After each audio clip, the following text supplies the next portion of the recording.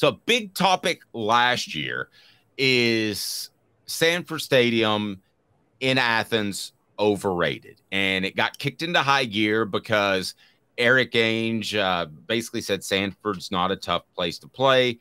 And during the 2000s, a lot of times it wasn't. That end zone wasn't closed. Now you have a Georgia offensive lineman and Tate Ratledge saying that Neyland Stadium is the best stadium in the SEC.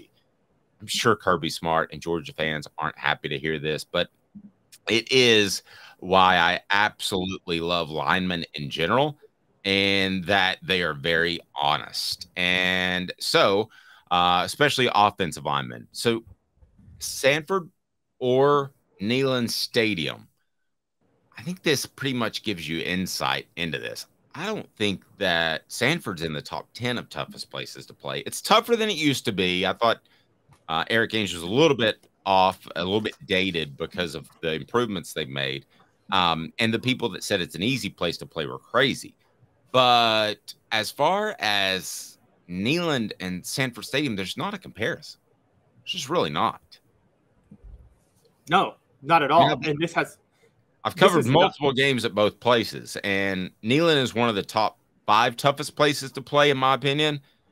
Sanford's lucky to be in the top 10. It's funny. So when you were off last week, Jaru and I had a conversation because there was a guy on a Reddit board, a guy from Ireland who's traveling through the South this fall, and he's actually going to go through Tuscaloosa for a game. And he asked all these questions like, is there football in October? I'm trying to experience American football. Yeah. And Josh paid us all tweeted, and we agreed. If he goes to an Alabama game in October and that's his first American football game experience, he's never going back to Ireland. He's never going back home at all because he's going to want to stay here forever.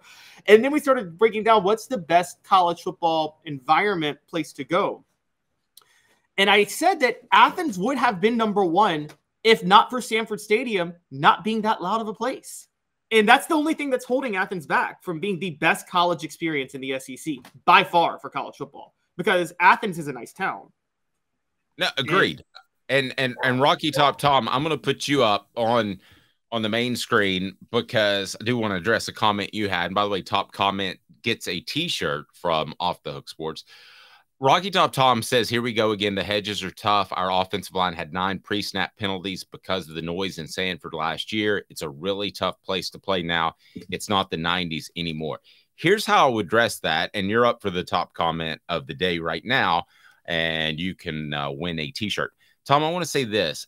I think a lot of places can get up for a game, but is it tough for every single game?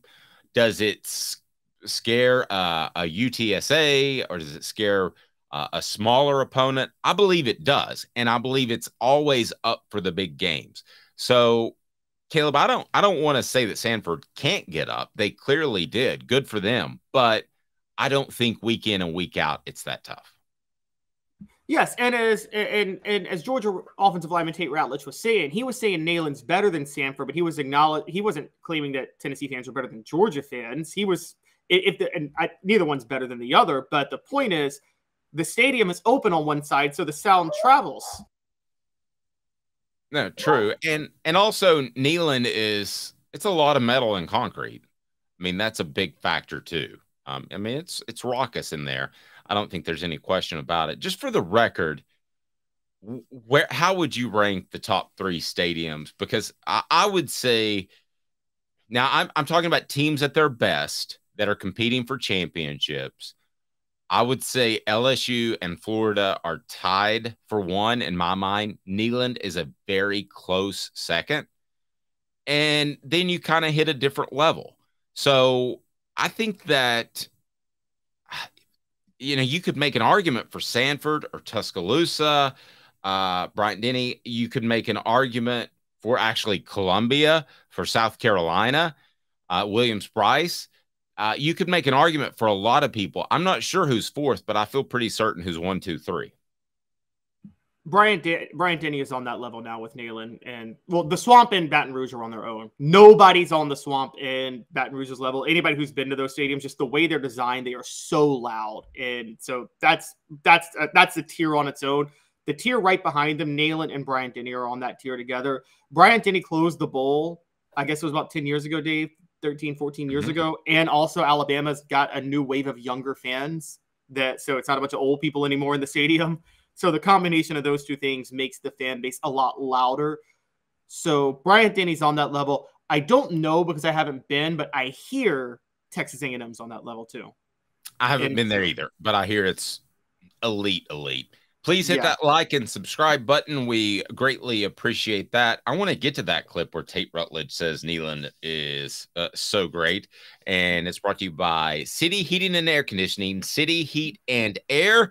They are absolutely fantastic. Integrity matters, 50 years in business, and they will absolutely give you the right assessment of your HVAC unit. That's City Heating and Air Conditioning, cityheatandair.com. So let's play that clip of Tate talking about, it's a funny name, Tate Ratledge talking about Neyland Stadium is pretty darn good. Here you go. Fired up. All righty. Hey, I love that. I don't know what Neyland Stadium it was. No offense to Sanford or Georgia fans, but Neyland Stadium is the best stadium in the SEC. I disagree with that. 112,000?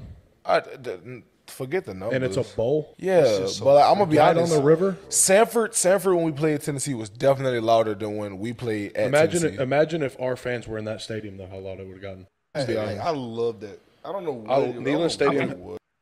Wow, that's a lot of love for Neyland Stadium. 112,000. They don't even seat that many, but Tate Ratledge apparently likes Neyland Stadium. And also, there's a giant flaw in comparing how loud Tennessee fans were in 2021 when Georgia went to Knoxville and blew them out of the waters versus how loud Georgia fans were last year when they were beating Tennessee. If Tennessee was in that game with Georgia in 2021 or in the game with Georgia, if they're in the game with Georgia this year, trust me, Neyland Stadium will be much louder than Sanford Stadium will at that point. So it depends on that. I think that's a lot. Georgia and Alabama fans have Alabama players not last year, but Alabama players before last year and Georgia players still have a skewed version of Neyland Stadium because it doesn't get that loud. It wasn't getting that loud over time because they were blowing out Tennessee by the end of the first quarter usually. And so absolutely agree. How about some Josh Ward up next? Please click that like button and subscribe. We greatly appreciate that. If you haven't already, got a lot of great things coming up. The Spencer Riley Celebrate 98 episode is up, and he might be one of the funniest men in East Tennessee. I'm just going to go ahead and tell you that. If you haven't watched that yet, you don't remember Spencer Riley, he was a center that was as quotable as they get. Absolutely fantastic.